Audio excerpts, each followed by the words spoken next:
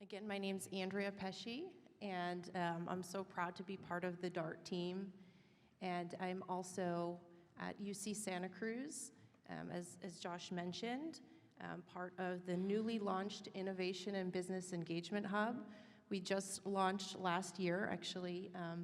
AVC, Vice Chancellor Ryan Sharp, who's here today, launched the hub last year. And we serve as a point of entry for our partners, external partners, whether it's industry, entrepreneurs, community partners, and whether it's for innovation, discoveries, other resources and talent. We coordinate engagement across all units at the university. So please reach out to us if you're interested in engaging in another ecosystem of innovation. It's like networks embedded within networks. And now here we're going to talk about the Central Coast innovation ecosystems. So innovation ecosystems are, people, networks, and the resources to develop them on both the tech front, but also the workforce front. And something that Yolanka highlighted in earlier discussion today, as well as I think Drew, I think everyone has mentioned really what enables growth in innovation ecosystems is community engagement. It's all about an engaging approach. It's not a one-way conversation. And so I think all of these organizations really hit on that. And so more than an ecosystem and a network, it's a community. It's about creating a community and creating it and building it to spur positive change in its respective environmental, in its economic environment and ecosystem. So with that, I would like to ask the panel to introduce themselves, their roles, their innovation ecosystems, and talk about their systems and their roles within it. Yes, one at a time. I believe Jacob's up first. Jacob Martinez with Digital Nest. All right. Hello, everybody. I'm Jacob Martinez, founder and CEO of Digital Nest. Thank you all for sticking with us. You're in for a nice show. My three colleagues are going to do an interpretive dance on the evolution of drone technology. So I'm glad you stuck around for that, because you don't want to miss that. I'm the founder of Digital Nest. It's a workforce development center just north of here in Watsonville. So I know very little about drone technology, but I know a lot about workforce and how to get that talent that many of you are looking for prepared to be contributors to your initiative. So to kind of dive into the world of workforce here on the Central Coast. A little background on our organization. So it founded in 2014. After about 8 years of work that I was doing, funded by the National Science Foundation, to look at how do you diversify the tech workforce? How do you get more people of color? How do you get more women involved in technology? So I did that work, bringing in pretty large grants into the Central Coast, working with colleagues across the country to kind of tackle this issue and really understand what are the barriers for young people to pursue tech.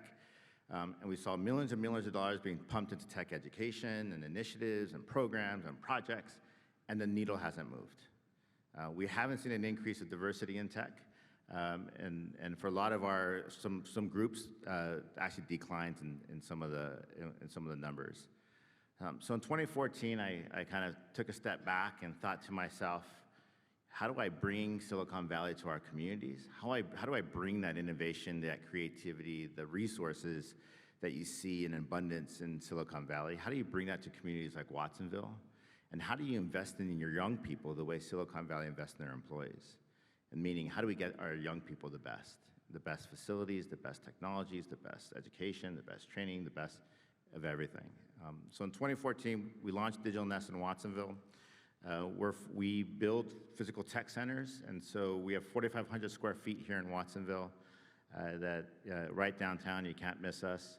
You walk in, it feels like you're walking onto a Google campus, meaning there's a co-working space, classrooms, conference rooms, recording studio, There's a kitchen with all the snacks and everything you can imagine in terms of food, just like you would get at Google.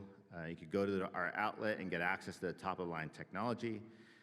We have Adobe Creative Cloud licenses for everybody. We got Masterclass licenses for everybody. We got Headspace accounts. We get all of Logitech equipment. So you kind of name it, just like those resources you would get at a tech company, you get here in the community of Watsonville. We serve young people ages 14 to 24.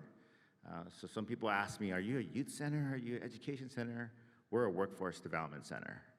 So we skew older. So although we serve 14 and 24-year-olds, our majority of our young people are 17 to 22. Majority of them are in community college in our community. This is a young woman here. Her name is Angie. She's currently down at USC Film School. She got a full ride to USC Film School. The skills that she went into, it's probably the most competitive film school in the country. People in New York will debate, and they think the NYU is more competitive, but on the West Coast, we say the USC is the most competitive.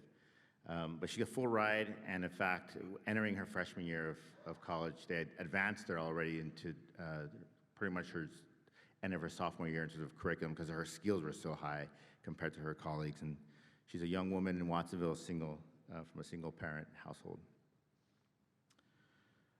So what is it that we do? So we do training, as I mentioned. We have 3 different career tracks. One is digital arts and technology. That's what Angie was in.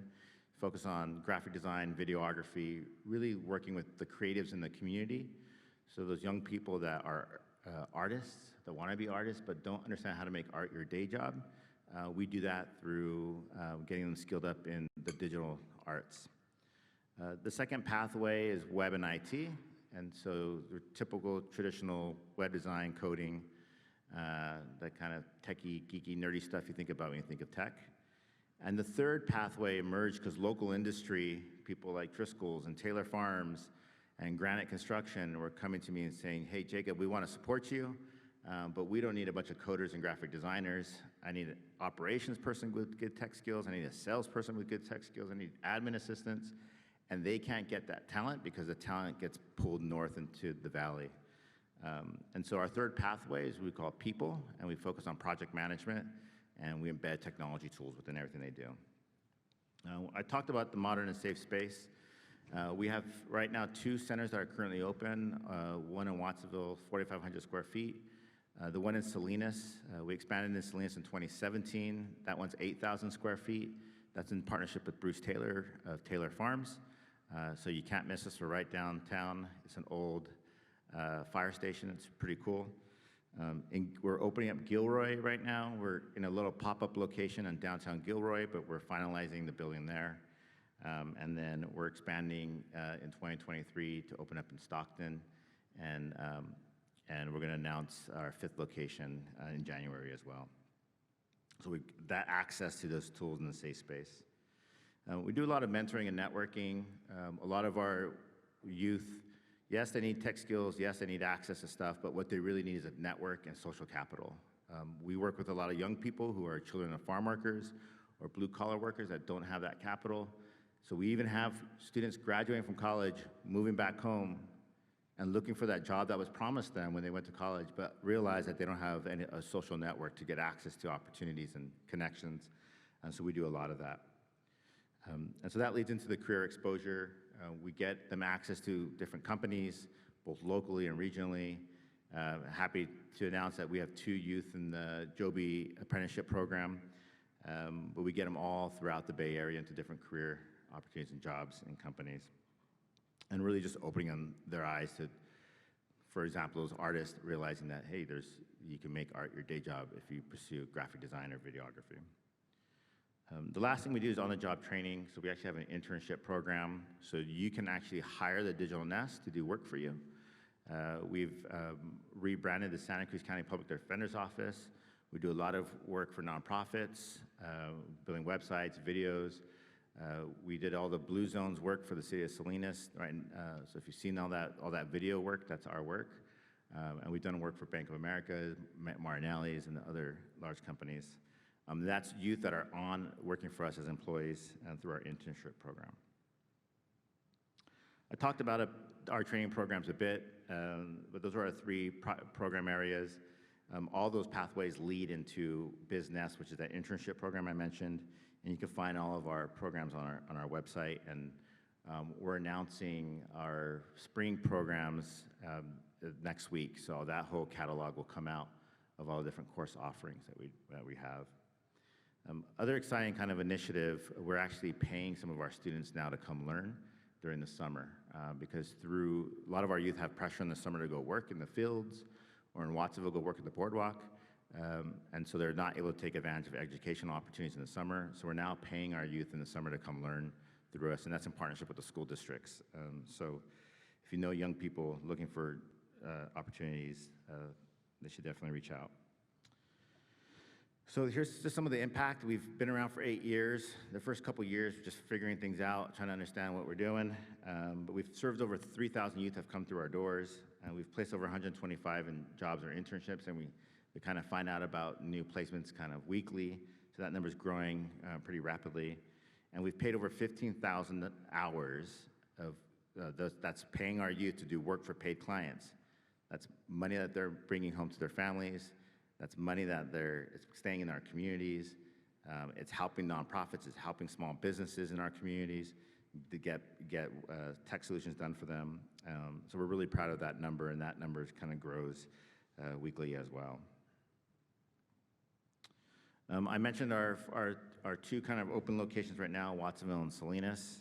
Definitely, if you're in those communities, come by and see us. You can't miss us. Gilroy, we're hoping to open up by March. We're going to be announcing our building there shortly, hopefully in the next few weeks. And Stockton, we expanded out to Stockton, really in partnership with Edge Collaborative, who's here today, to bring Digital Nest into Stockton. So we're going to be opening up. I'm actually going up in 2 weeks to look at buildings. So we're hoping by summer we're open up in Stockton, and we'll be announcing our 5th location in January.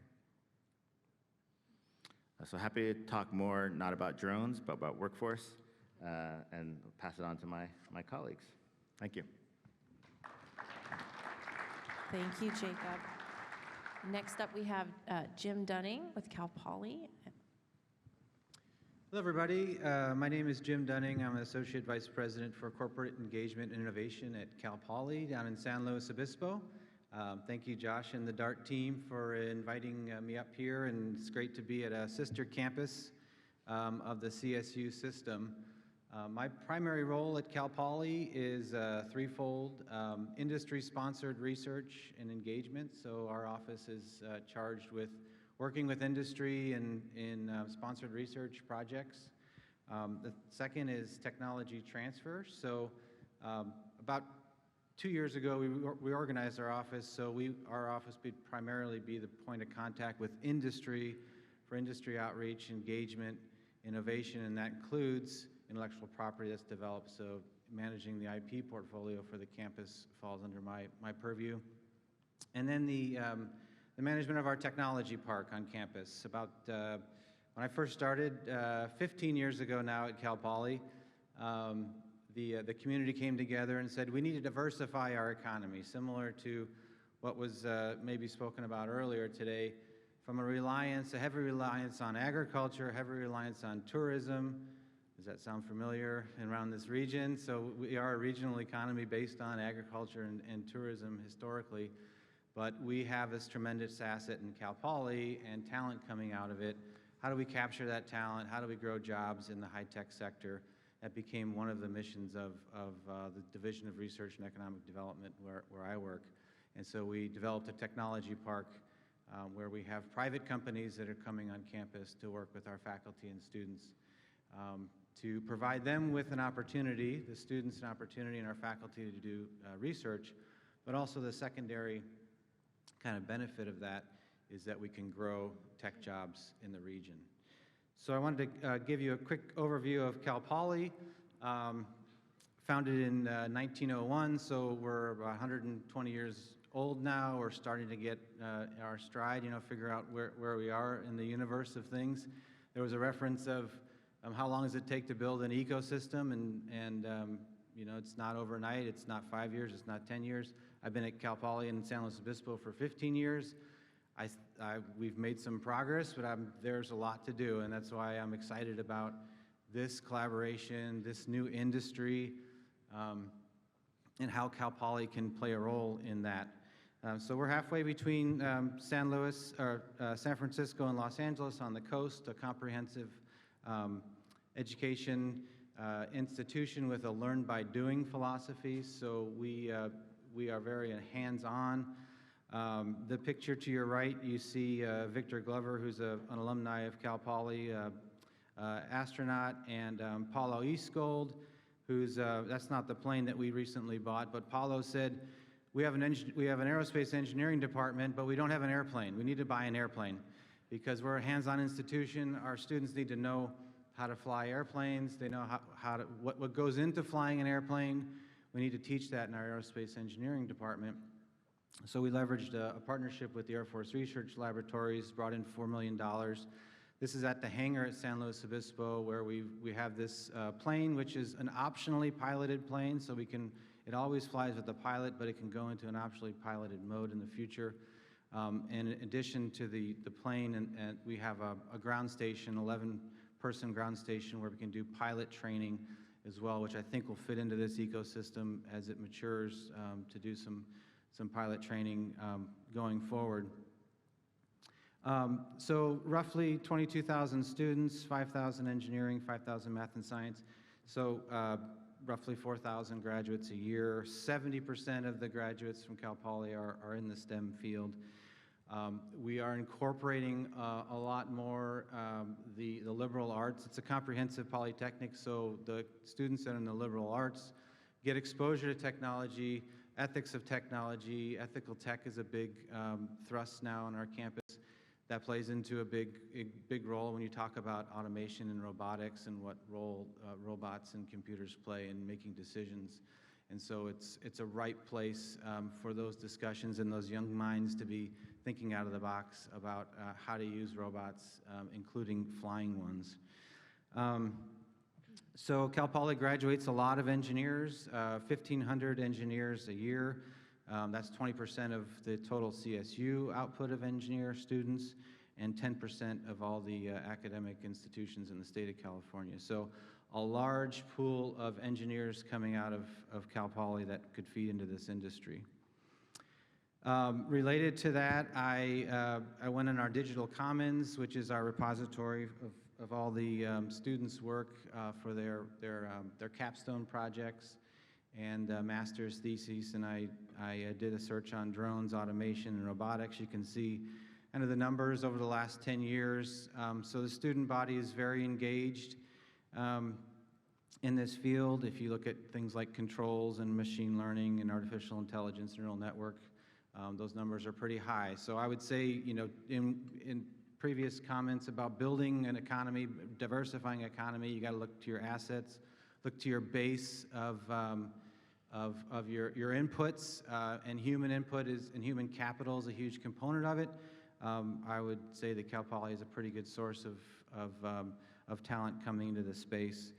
Some of the pictures up here, we see a large tractor with a vacuum on it. It's an automated bug vacuum, basically. We have a strong partnership with the Cal Poly, or the California Strawberry Commission.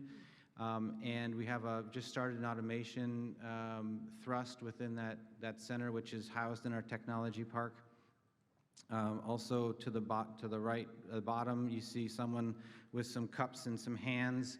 That's a company that's in the technology park called Haptics. They're building a virtual reality with tactile feedback, so you can feel things in the virtual space that leads to training and of other industries. So in San Luis Obispo, we've had this culture of collaboration. I pulled that from the REACH website. It's our local economic development organization. About 5 years ago, we came together and said we need to collaborate for our region to grow, not compete locally for jobs. And so that's been a culture of what we've been building on the Central Coast. My office, the Corporate Engagement and Innovation Office, as I mentioned before, Oh, there's some bullets under each of these, but I think I can remember what they are. We've primarily positioned our office to be a streamlined center for industry engagement. And so we manage roughly 200 industry engagements per year. About 100 of those are with companies that are supporting capstone projects. If you think back to the numbers that we have, 1,500 engineering students, all of them need a capstone project to graduate, all of them need a project, and so we are actively always looking with industry, working with industry to sponsor those projects. We need 400 a year, roughly. These teams are 3 or 4 students apiece, and we have a lot of local companies in San Luis Obispo that are in the aerospace industry that utilize the capstone experience, and we make that a streamlined process. So companies in this area, we ask if you have projects to come to San Luis and contact me. As mentioned before, we have an emerging aerospace cluster. I would say it's a cottage industry aerospace. There are a few companies that we are collaborating with that cross over into this space. One is ES Aero. They're developing an electric demonstrator for NASA called the X-57 Maverick project. As part of that, working with them, we were successful in securing some funding through an SBIR STTR, where we've got about $250,000 to upgrade our wind tunnel on campus, which is a fee-for-service, which is available for other companies to use on a fee-for-service basis for development purposes. In addition, we have the Calpoly Center for Innovation and Entrepreneurship, which is a business incubation program that was launched about 10 years ago. A year and a half ago, they launched a vertical cluster or focus area on aerospace, so trying to develop startups in the aerospace industry. Regional anchors with Vandenberg Space Force Base is another thing that we leverage through educational partnership agreements, including we have an educational partnership agreement with NAVFAC down in Point Hueneme as well, and we've got some capstone projects that run from that. So I would just like to impress that we have a great asset on the Central Coast in Cal Poly San Luis Obispo, and looking forward to ways to connect with all of you to grow this DART initiative for the region, and we'll leave it at that. Thanks. Thanks, Jim. Alan, I think you're up. Got a fan club back there. Halfway point, right? 2 down. Got to suffer through me, and then You're doing great, everyone. Sean. Thank you. Alan Jaeger. I'm with the Naval Surface Warfare Center Port Hueneme Division down in Ventura County. And so, do I do the next one? I think you There we go. So if you're familiar at all with the Navy and the Navy organization structure and kind of the Navy labs, you have NAV-C, surface ships, you have NAV-Air, everything that flies, and then you have NAV-FAC and Expeditionary Warfare Center, which is kind of everything land-based. And so we're very, very fortunate in this region, this greater 6-county region that Josh was talking about, to actually have all 3 of the Navy federal labs located here. In addition to the Naval Postgraduate School, DART, Cal Poly, all the great organizations that exist within this region.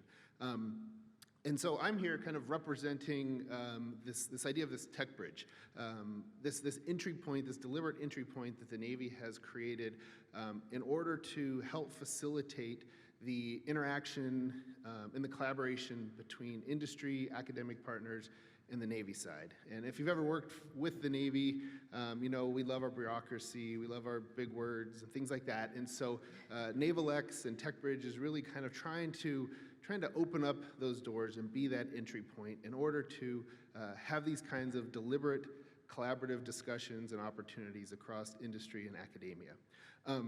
We are one of tech bridges, one of 18, I think we're at now, right? Tech bridges. Monterey up here, as Josh had mentioned, is a tech bridge. We're just a little bit further down south. down in Corona, California. There's another tech bridge, and then San Diego. So if you look at the map there, we're very fortunate in this region to have such a unique focus area of federal labs, Navy labs, kind of being, emphasizing this idea of collaboration.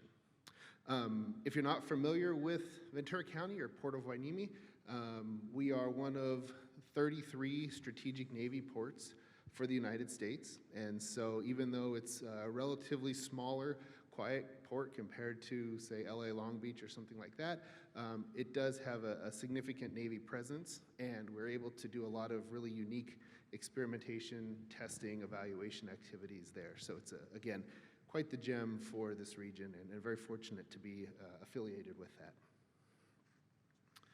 When we talk about kind of innovation and what that means and how we do that, you might have seen this before, but this pipeline, this very deliberate pipeline of how do we accelerate capabilities to the fleet and the warfighter? How do we develop capabilities? How do we transition capabilities? Like you were just mentioning with Calpoly, right? How do we leverage intellectual property that exists maybe on the Navy side that we can license and we can commercialize? How do we find capabilities on the industry side that we can bring in? So this idea of sourcing, curating, scanning, right, getting a different perspective on how to solve these problems is what we're really, really interested in. And then being able to work with our economic development partners, our academic institutions, industry, in order to get to this point where we can prototype something. We can test it, we can experiment with it, field it, understand where it works, maybe what doesn't work, what do we need to work on, and then ultimately, again, validating it and sustaining it. So this pipeline, and it might be a little bit hard to see back there, I apologize, but building these partnerships and building this network and leveraging this ecosystem in order to fill that pipeline. And of course, as we know, right, if you put 100 things in, you might get one out the other end, and that's okay, as long as we have the process and the support and the mechanisms in order to do that. And that's what we're really trying to do, and we've been at this for a while now. So another eye chart, apologize. You know, when we talk about kind of regional innovation, what does it take as we build this team, launch these efforts, connect, reinforce, and sustain? And so we went down this journey back in early, we can't really tell there, 2018 timeframe, leveraging what was called a Partnership Intermediary Agreement, a PIA, because we like acronyms, with our local economic development collaborative, building and forming a lab. We were able to work with the commercial Port of Hueneme. We said, hey, in order for these types of activities to happen, this collaboration to happen, this experimentation, this prototyping, we need a place to do that. And so we were very fortunate to establish what we call FathomWorks, which is a 60,000 square foot lab in the Port of Hueneme, off the Navy side, so that industry, academia, partners can come in and work on that. We have everything from a metal 3D printer to a mixed reality lab, virtual reality, every type of shop equipment that you could really need and ever use for prototyping, temperature, humidity, salt fog, all these kinds of equipment that we put into this lab, put it off base, and really kind of opened the door and said, okay, let's really get serious about innovating. And then across the bottom, you can kind of see the different events that we've done over the last couple years. On the right side are kind of our focus areas representing Navy interest from the 3 different commands, and of course, unmanned systems is up there number 1. Remote maintenance, tech assist, how do we use the capabilities that are out there? How do we use commercial industry deployed capabilities, and how do we quickly bring those into the Navy, as well as how do we sort of develop and understand Navy needs and articulate that a little bit better and have that shared space in order to do that prototyping and experimentation. Our ecosystem, as we kind of stood it up within the larger Ventura County initially, and now obviously we're super excited to expand up here with DART and with the folks here. But you can kind of see, right, we're much like the region here. We have our academic institutions, we have our municipal governments, we have our industry, we have our nonprofits, and we've really been able to kind of leverage that ecosystem And our effort as we go forward is to look at, expanding it into the broader region, leveraging the great work that's been done here and kind of being able to hopefully provide some value from our side and then also tap into the resources that exist there. And again, that's kind of highlighting that front area of the innovation pipeline of being able to really engage within a broader ecosystem and broader network. I'll end here. This is my last slide, I promise. You guys are looking bored. We have this innovation pipeline, right? We engage with this ecosystem. We have FathomWorks as a lab where we can come co-work, experiment, prototype. I'm going to end here with this idea of being able to test and experiment with it. The command that I work for in the region, Ventura County kind of region, Port Hueneme, Point Mugu, long heritage and history in what we call test and experimentation. And so before we can deploy something on a ship or on an aircraft, obviously it has to go through a lot of testing, evaluation with that. The barriers to get to that level are sometimes pretty high. And so we have aligned with and created a program that we call Coastal Trident, or ANTEX, Advanced Naval Technology Exercise, that leverages that test and evaluation or test and experimentation sort of mentality, but really lowers that barrier to entry so that industry and academic partners can come in, you have something, you have an idea, you have a concept, but maybe you need to get it out onto a shipboard environment, or maybe it needs to hang on an airplane, or maybe it needs to fly, or maybe it needs to go underwater, something like that. We can leverage this program in order to, again, accelerate that capability, accelerate that learning. It's not a pass or fail type of thing. It'll get to that at some point, right? But for this program, it's really that idea of learning quickly. We say learn quick, fail fast, learn, right? That cycle is what we're really trying to support. There's some dates on there. I would invite anyone and everyone who might be interested or have capability to please engage and come talk to me, figure out what we need to do. There was a comment made, right, how long have we been doing this for? It does take time. So this particular program, we're on our 16th year of doing it. And so we've seen a lot of great capabilities come out of that. But we're really excited to continue expanding it into this ecosystem, into this region, and again, offering the program, the lab, the capabilities sort of in return for that. That's all I have, and on to better.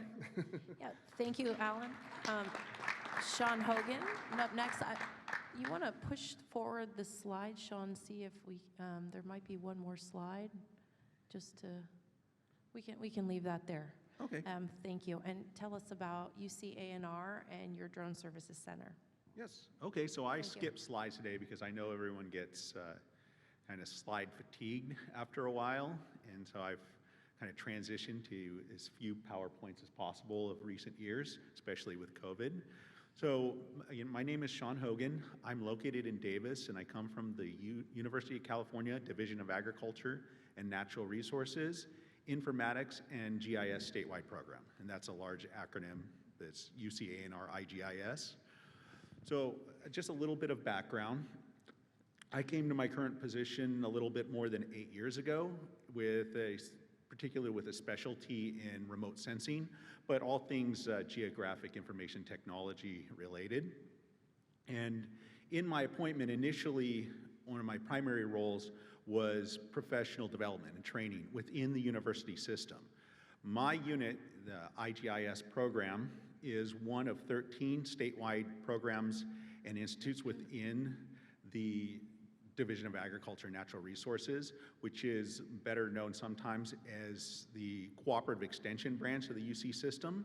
And within that part of the university system, we have these statewide programs, many of which you have heard of, like 4-H, California Naturalist, Master Gardeners. There's a number of statewide programs. Well, mine, IGIS, is a lesser known program because it's largely inward facing, where we provide IT support for all things geospatial technology related, but we also function as academic researchers. So I've been on 42 projects, last time I counted, related to drones, and several which have turned into publications that's important to the academia folks. And I also have continued with my training program that includes things like everything from story maps, which I'm teaching a course on next week, to drone technology. Well, when the Part 107 regulations came into effect in 2016, I'd already been working on a certificate of authorization for doing one project up to that point. Well, it just opened up drone technology for my program to support the university system in their research. And I dived in over my head into projects, but was still with this on the side, also having to do a number of training programs that are short courses essentially for professional development. Well, collecting all this experience with drone technology, in 2017, we put on what turned into our kind of showcase or premier training event of the year, as we termed Drone Camp. And at that time, I set up most of it, and I taught most of the sections. And over recent years, that's evolved into a collaborative training project that actually, when it comes to the Monterey Bay area, there's a large part of the credit could go to Josh Metz, because he connected with the vice president of our part of the university over economic development summits. And she suggested, well, let's start doing this program here in the greater Monterey Bay area. Previous to that, we'd done it in Davis. We'd done the program down in San Diego. And with that, then we formed a partnership with CSU Monterey Bay, which turned out to be a fantastic collaboration. And each year now, roughly in the later part of June, this year will be the last week of June, or this coming year will be the last week of June, we put on this 5-day long comprehensive training event that includes everything from the regulation part of implementing a drone program, or for private users out in the field, what they need to know there, how to fly drones, how to process imagery, how to do mapping and analysis, and then accompanying that are a number of topical presentations for sometimes just inspiration, sometimes for just giving ideas to people on how this technology can be used. And that's grown into this. Last year we had 90 people in person, 90 people virtual, because it's turned hybrid. Well, at first it changed to virtual for COVID purposes, and then we've shifted to a hybrid online and in-person event, where the in-person folks get to have more hands-on opportunity. And again, that's going to be repeating next year. I see a number of folks here in the crowd that have been attendees at that event. And speaking of that, as a kind of a mechanism for economic development and job development, I know that at least in this room, there's 2 people probably that were early attendees that now are instructors at the event. One of my former vice provost of the university stepped down from his position as vice provost and now does drone work after attending drone camp, because it was so inspiring. I won't get paid as much, but this is much more fun to do this. So, and so there's all kinds of other success stories that are out there, I suppose, too. But with that, I know that we're coming close to the end of time. I'm one of those kind of guys that can talk all day long about everything drones and innovation technologies, you name it, but I want to make sure that we leave enough time for questions. But if you get a chance, you can catch me at the back table. I'll be there most of tomorrow as well, and then this afternoon. Thanks, Sean. Great. And we already have quite a few great questions here, but I want to point out that I think what all of these organizations demonstrate, all of these ecosystems demonstrate, is they're really an ecosystem, a web of collaborations, and there's some placemaking involved in that, some convening, some way to convene and bring people together to do that collaboration. And like Chris referenced, a part of that that's not necessarily intuitive is that quality of life placemaking component, like surfing before or after work, and I think the Central Coast is so much opportunity. We provide this incredible quality of life already, and so that's a real opportunity for this broader DART ecosystem to thrive here, I think, but there are a lot of challenges as well, as we all know. It's just people who live here on the Central Coast. And so I wanted to invite the panel to discuss some of the challenges that may be involved, and really what we like to think of as opportunities here at DART, these challenges as opportunities to continue to grow the ecosystems and build in the DART realm and beyond here on the Central Coast. So Jacob, would you mind starting us off? Yeah, so I think there's amazing opportunities, and that's why Digital Nest is excited to be involved in DART, as well as two initiatives, the CITE project and CIDR. And so you'll hear more about CIDR tomorrow. There's going to be some presenters on it. Both those funded by the Irvine Foundation. But look, the tech industry has failed women and has failed people of color and people with disabilities. I mean, if you look at the numbers, they're horrendous in terms of the amount of diversity that exists in the industry as it is. So I think there's a huge opportunity for this drone industry to not become that.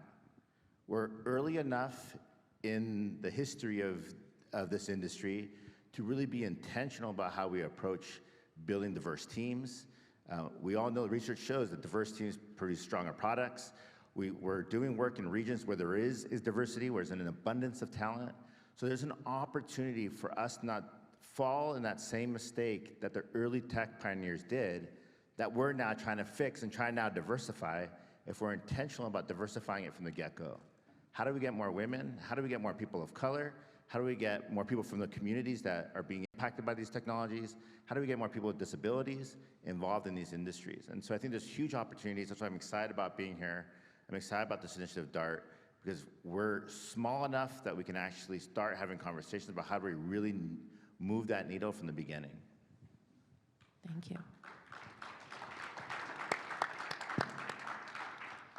Would anyone else like to chime in? Yeah, I guess from a regional standpoint, our region's pretty big, right? So that's a challenge, is to overcome the geographical distance that's between our respective assets along the Central Coast. And so anything that we can do to add some commonality and focus across the region, and diversity and inclusion and building diverse teams should definitely must be a part of that thrust area. We're engaging more with our local community colleges and getting them involved in STEM programs. K through 12 is big as well. But I'd also like to maybe challenge the group to come up with some challenges that are to take from military, hairy, audacious. There's probably an adjective in there that's not good for recording, but goals that push the industry a little bit farther. Okay, so what is it? Yeah, you've got to have a diverse team. You've got to be able to lift a payload that's 5,000 kilograms and move it. Some audacious goal, and put it out there and say, this is a goal for the Central Coast.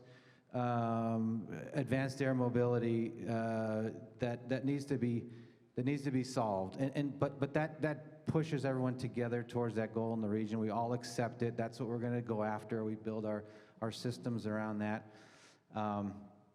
And I was thinking about this because I was watching The Aviator. Has anyone watched The Aviator recently?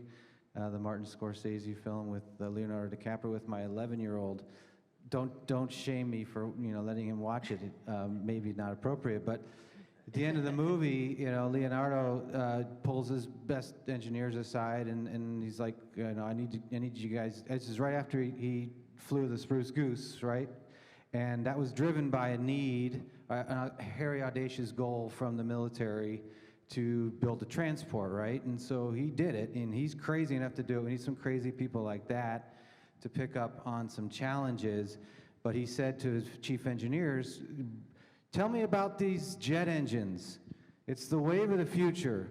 You know, so we need to think about what's our hairy audacious goals, what's our wave of the future, and let that be a guiding point for the region to come together. Thanks, Jim. Yeah, I really like that, and I think something that was highlighted before, the three things that people care about are equity, noise, and safety, goals around those three things. I think there are some industry players thinking about those three things that we care about here, and so we have a good starting point. Alan, you had mentioned some topics around testing barriers, and so I was wondering if you could expand on that with respect to challenges and opportunities for us to grow, and if you have any insight on how we could think about improving testing support, et cetera. Yeah, sure. So I think the opportunities are amazing and unparalleled really anywhere in the world with what we have in this greater region. In regards to kind of testing and pushing that forward, our kind of answer and the opportunity that we hopefully bring to this effort is that heritage of, we call it capital T&E, right? Big testing and evaluation, but really through programs like Coastal Trident and Antex, which by the way aren't just here. I mean, there are similar events across the larger Navalx ecosystem, but providing that opportunity to do that quick and early testing in order to get that concept out into the hands of a potential user, a potential warfighter, or onto a ship or onto an aircraft, in order to learn. And I think the timing is really pretty cool right now, because all of this is very relevant, and I think big DoD, Navy is really seeing a lot of emphasis on this, and so it's a resource that exist within this region in order to provide and open the doors, so to speak, and allow companies and individuals and students and capstone projects and everything else in order to really learn through that testing process. And we're doing it. And we've had Calpoly students on ships testing stuff. I mean, we've had companies from all over the country come out here, and so again, it's a really unique opportunity and time, and I think the challenge is we need to be deliberate, maybe on how we go about it, right? Because we need to be deliberate in diversifying. We need to be deliberate in our language and how we talk about these things, because we all have a slightly different lexicon, and coming from the Navy side, we love to invent words and acronyms and everything else, and so it's easy to kind of go, I sort of understand, but really kind of focusing and being deliberate on these efforts is what I think the challenge and opportunity is. Great. While you have the microphone, if you'd like to answer, to talk about FathomWorks and AntraX, I'm not as familiar with, but talk about any successes you might want to share, or of successes of your collaborators in those labs. Yeah, sure. So that's a question we get all the time. Success rate, I'm going to try really hard to give you a no answer. Right, so what is success is the first question. Big success, I think, in everyone's mind is, hey, I had this idea, I prototyped it, I tested it, and I validated it, and now it's a fielded capability that is commercially available, right? I mean, I think that's kind of the pie in the sky, so to speak, success.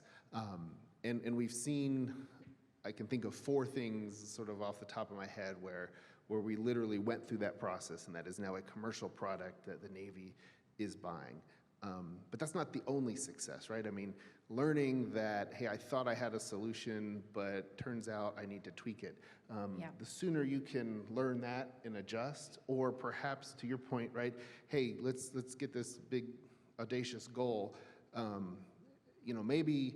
Maybe we can come up with this goal and say we want it to fly X miles and carry X amount of pounds, where if we realized, hey, if it was 2 miles shorter and a pound lighter, we can do this today, but so those are successes also. So that's my kind of no answer to Yeah, no, success. it goes back to the testing and the proofing out as being a limiting factor. And once you can do that, if you're enabled in doing that, even if you fail, well, great, now you can turn your attention to something else, and that is progress in its own way. So, Sean, last but not least, would you like to speak on sort of the challenges that you see from your perspective here, and even if you would like to share any recent successes that you might think the audience would like to hear about? Yes, absolutely. So yeah, from my perspective, it is a little bit unique, being that I'm a part of the cooperative extension branch of the UC system. And we are in kind of a unique sphere of this type of field in that we do research, we do academic type support, but we do have a lot of connections with the private sector and with ecosystems just like this, where we have mutual interest in the spirit of cooperative extension education. We have opportunities for connections and to bring this type of technology to more than just within the academic system. With our drone camp, I could use that as just one example, but it could relate to any of our other spatial technology training workshops or programs. We work hard toward promoting diversity in our participants. We've been very proactive and successful in getting grant funding for sponsoring participants in our programs. The paid in terms of training programs, some of them they have a cost associated with them. Some of them are for free, especially when it comes to virtual workshops. But we've worked hard to bring in more underrepresented people in society, and with that, we usually can sponsor for, say, an 80 to 100 person event. We'll sponsor maybe a fifth or even a fourth of the participants there. So that's one of the challenges I see. Now, on a total different way of looking at challenges, what I see as the biggest thing in my field is cost relative to actual practical applications and the integration of all the different types of technology. And what I mean by that is that people come to me and say, what kind of drone should I get? And it'll be, well, what are you going to use it for? Are you going to need a heavy duty computer to process your imagery? Are you going to need the software applications to be able to manage what it turns into very big data very fast? And how are you going to analyze this and then provide it as a product to someone? There's a whole pipeline of steps that have to be taken care of and cobbled together for all of this to be a success.